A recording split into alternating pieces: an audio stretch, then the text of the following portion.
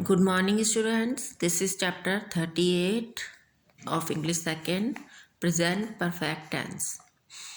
Reading start करते हैं। पहचान देखिए क्या है इन वाक्यों की। इस टेंस के वाक्यों के अंत में या है, ई है, ये है, या, चुका है, चुके हैं, चुका हूँ, चुकी हूँ आदि शब्द आते हैं।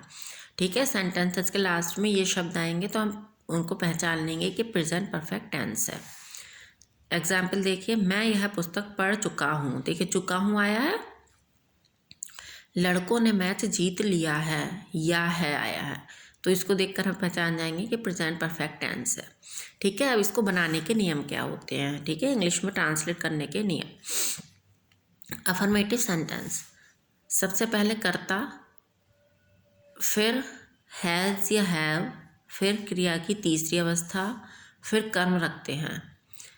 वाक्यों को पहले चुका है, चुकी है, चुके हैं, चुका हूँ में बदलते हैं तथा बहुवचन के साथ हैव और एक वचन के साथ हैज़ रखते हैं। ठीक है, देखिए सबसे पहले सब्जेक्ट आएगा, सब्जेक्ट के बाद आप हैज़ या हैव लगाएंगे। हैज़ या हैव आप लगाएंगे सब्जेक्ट के अनुसार, यानी ही, शी, इट, और एक वचन है तो आप हैज़ लगाएंगे, और आई, वी, यू, दे बहुवचन है तो आप हैव लगाएंगे। ठीक है, फिर वर्ब की थर्ड फॉर्म लगाएंगे और फिर आप ऑब्जेक्ट रखेंगे। एग्जाम्पल में इन्होंने दिए नहीं है, हम यहाँ से देख लेते हैं जो हमारी एक्सरसाइज है। मैंने खाना खा लिया है, तो मैंने की आई हो गई, आई के साथ हम हैव लगाएंगे, आई हैव। खाने की होती है ईटन, ठीक है, खा लिया की ईटन, ईट होती है, ईट की थर्ड फॉर्म ईटन हो गई, और खाना यानी फूड, तो आई हैव ईटन फूड। एक एग्जाम्पल और देख लेते हैं, ये थर्ड देख लेते हैं, उन्हें तुमने गाली दी है। ठीक है, तो यू, सबसे पहले तुमने गाली दी है, इस तरह से कर लेते हैं इसको, तो यू के साथ हैव लगेगा, यू हैव एब्यूज्ड उन्हें यानी दैम। अब आते हैं हम नेगेटिव सेंटेंसेस पे।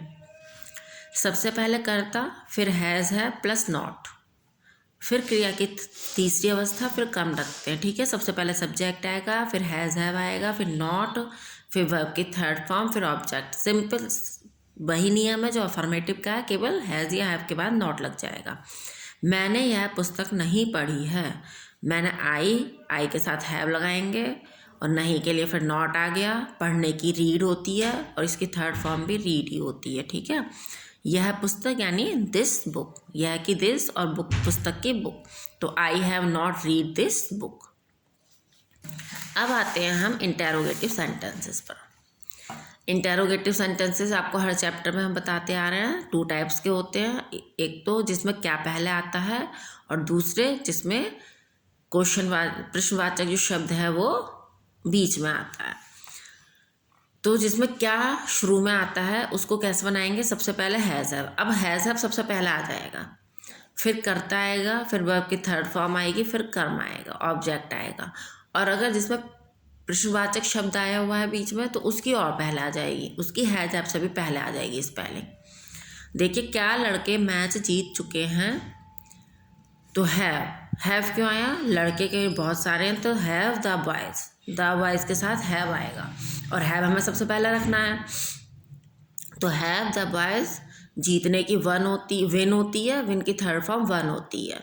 द मैच, इसमें दूसरे टाइप का नहीं दिया है, वो हम यहाँ एक्सरसाइज में से देखते हैं। फोर्थ देख लेते हैं, तुम ताज कब देख चुके हो, तो कब आ गया ना प्रश्नवाचक शब्द बीच में, इसको सबसे पहले लिखेंगे इसकी वैन। यू के साथ हैव आता है तो हैव, वैन हैव यू। देखने की होती है सी की थर्ड फॉर्म होती है सीन, द ताज। ठीक है, अब हम आते हैं नेक्स्ट चैप्टर पर, chapter 39। Chapter 39 past perfect tense. इस टेंस के वाक्यों के अंत में या थी, याद था, ये थे, चुका था, चुकी थी, चुके थे आदि शब्द आते हैं। ठीक है, प्रेजेंट में है चलता है, पास्ट में था चलता है, केवल इतना अंतर है। मीनू घर चली गई थी, मैंने खाना खा लिया था, है ना, तो या आ गया इसमें, इसको देख कर हम पहचान लेंगे पास्ट परफेक्ट टेंस है। अब आता पास्ट परफेक्ट में अफर्मेटिव सेंटेंस के रूल्स क्या हैं। सबसे पहले कर्ता, फिर हैड प्लस क्रिया की तीसरी अवस्था प्लस कर्म रखते हैं। सब्जेक्ट, मीनू घर चली गई थी। सब्जेक्ट क्या है, मीनू, ठीक है, मीनू के साथ। और हैड, इसमें हैड आपको सबके साथ हैड ही लगाना, जैसे उसमें आपने हैज़ हैव किस हैज़ और हैव, ऐसे इसमें हैड आपको सबके साथ लगाना है। तो मीनू हैड, जाने की गो होती है, गो की थर्ड फॉर्म होती है गॉन, गॉन होम। मैंने खाना खा लिया था। आई हैड, सबके साथ आपको हैड लगाना है, वर्ब की थर्ड फॉर्म सबके साथ आनी है, I had eaten the food. अब आते हैं हम नेगेटिव सेंटेंसेस पर। नेगेटिव सेंटेंस में रूल सेम वही रहेगा, केवल हैड के बाद नॉट लग जाएगा, सेम वही रहेगा।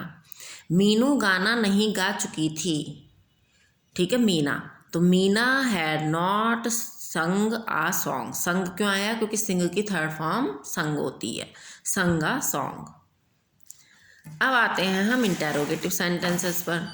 इंटेरोगेटिव सेंटेंसेस वही 2 टाइप्स के होते हैं, एक जिसमें क्या पहले आता है और दूसरा जिसमें प्रश्नवाचक शब्द बीच में आता है। तो जिसमें क्या शुरू में आता है उसको कैसे बनाएंगे, सबसे पहले हैड आ जाएगा, हैड सबसे पहले आ जाएगा, सेम आपका वही रहेगा। सबसे पहले हैड, फिर कर्ता प्लस क्रिया की तीसरी अवस्था प्लस कर्म और प्रश्नवाचक चिन्ह रखते हैं। प्रश्नवाचक शब्द शुरू में रखते हैं, ठीक है। जो आपको सेकंड टाइप का मैंने बताया प्रश्नवाचक शब्द है वो और शुरू में रखते हैं। क्या गीता गाना गा चुकी थी, तो हैड गीता संग अ सॉन्ग। अब देखिए जब प्रश्नवाचक शब्द शुरू में बीच में आएगा उसको हम यहाँ देख लेते हैं।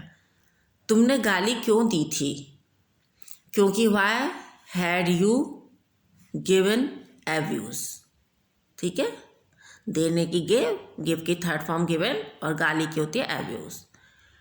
ये 39 की बेटा रीडिंग आपकी हो चुकी है, आप इसको अच्छे से समझ लीजिएगा, उसके बाद इसकी एक्सरसाइज कीजिएगा।